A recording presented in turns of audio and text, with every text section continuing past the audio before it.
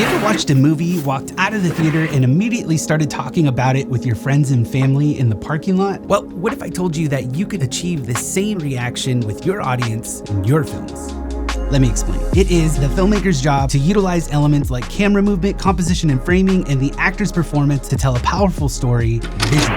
And one of the best ways to immediately affect the emotion and the tone of a scene is lighting. But not just light itself, all of the incredible ways that you could shape light with color temperature, choosing between hard and soft lighting, and even removing light from the scene. There's definitely a whole lot to learn in the world of shaping light, but in this video, I thought we could dive into light placement and angles, and how the angles that you choose for the scene can tell the elements of the story without even the need for any dialogue. And the best part is that you could utilize these tips and techniques right now to elevate your next film. So let's get into it, friends.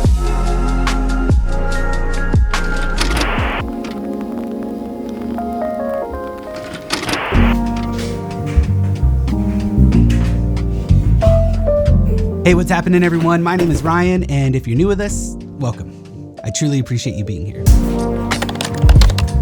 When lighting a character or a subject, there are usually two things I'm thinking through. The first is the story and tone for that particular scene, and the second thing is how can I be intentional with my lighting to shape the scene accordingly and possibly set ourselves up for the next scene. But let me explain. In a cinematic narrative scene, it all boils down to how we want the audience to feel about our character or characters and the situation that they're in. For example, is our character feeling distraught? Are we creating a nostalgic feeling kind of scene, or are we creating a peaceful moment? All of this is determined by the script and the story, and is established with each light and how they are placed within the scene. Another question that I might ask myself is, what is the next scene within the film? And can we set ourselves up for success in this one to maybe contrast the next one, or to create an even flow? Like, for example, are we creating a stark contrast between one scene and the next one? Kind of like what I did here. Having all of this in mind, I can now start to shape my scene and start to place my lighting accordingly.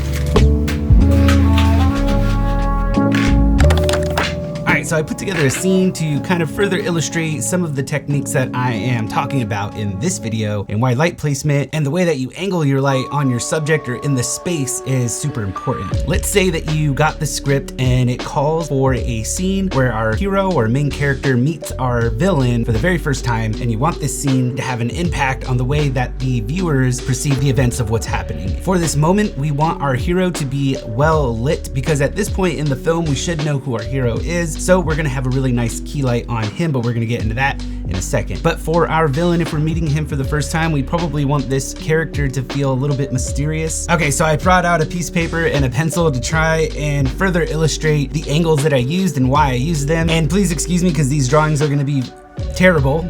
Okay, so we have our hero or main character here, and we have our villain right over here. Now, right now, our villain is in the shadows, and that is on purpose to create that mystery. But to kind of reveal this character, I decided to do a top-down lighting technique, and that is because we are technically lighting a table scene or dinner scene. I've done this before in one of my other videos where I only used one light and a bounce card to create a table scene. I'll leave a link in the description below if you're interested in watching that video. But that's essentially what I'm doing here. Here's what I did. I have this top lighting here, and that is shining through to our main character and our villain. And it's also reflecting off of the table and back onto both characters' faces. And because we're trying to match the warm color of the house lighting, and the table is also a warm color, this works out really well. Now, our main character is, again, gonna be well lit. And so in order to do that, I used the window light that was coming in from behind our villain. And this is shining into the room naturally, but of course, this isn't gonna be enough to light our main character all the way over here. So I grabbed a tube light and I set that up right here, and that is what's shining through all the way over to our main character. That was on 100%, and I put a bit of a grid on it to really direct it towards our main character and lighting the corner behind him to further give that illusion that it was the window light that's lighting up our main character, and that makes it feel more realistic and therefore keeps the audience in the story and in the moment. Now let's go on the reverse side and talk about our villain. Our villain isn't lit up because we want our villain to be in the shadows and be mysterious and kind of show that we're about to be be introduced to whoever this character is and their motives. I have him in the shadows, and I also intentionally backlit him using our window light, and then had our main character stand up to establish dominance over the other character. And then we switch over to this angle here where it's straight on, and you see his face and his facial expression giving off that final little grin at the end. I chose this top-down angle so that it can leave shadows in the eyes. Like I've mentioned before, the eyes are what really connect the audience to the character, and when you remove that connection, it really makes it feel like something's wrong. It kind of gives more of a suspenseful moment. Now with this top-down lighting, I just set it to 3200 Kelvin,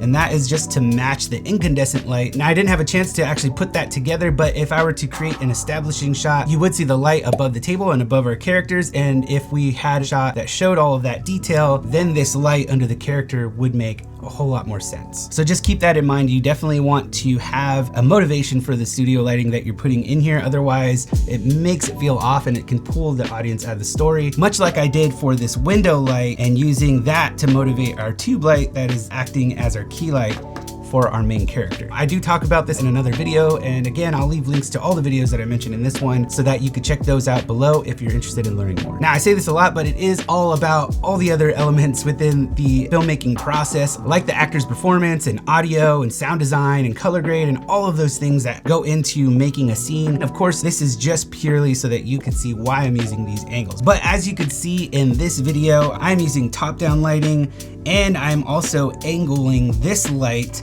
to give off as a key light at a 45-degree angle. But there are many other angles that you can do. You could do split lighting, you could do a high key bottom light, you could top light. There are a bunch of different ways that you can light the subject, and it all depends on what the script is calling for. Much like in this scene where I use multiple different kinds of lighting angles with multiple lights, but we just can't get into all of them in this video. However, if you would like me to do a video about these different angles and how they can affect the way the audience perceives the events of the scene and what the character is doing and what they're thinking, then let me know in the comments down below, because I would like to make that video, and I just love connecting with you guys. But I just wanted to kind of give you an illustration of why I'm using these different angles and why they're important for telling the story and driving the narrative of your scene.